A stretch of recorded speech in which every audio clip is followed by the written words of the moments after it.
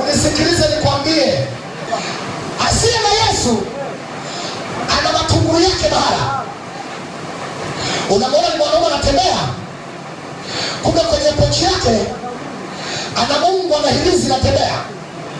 Unamwona ni mwanaume amevaa shati ya mikono mirefu, ila humu ndani amefunga dude. Anasema ni sehemu ya ulinzi wake. Ni mashetani yale yale, ni mashetani yale yale.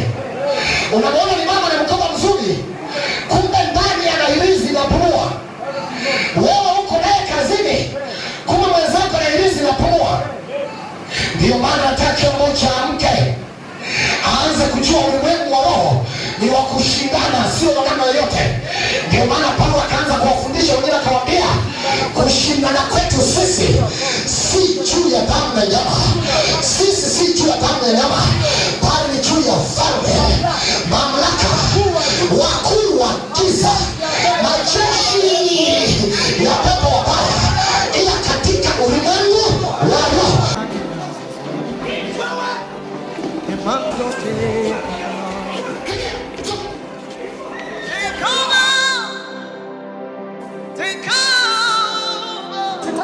Waskari wote, take over, Jesus, take over. Give no noise, mapepo yote, Holy Spirit, take over.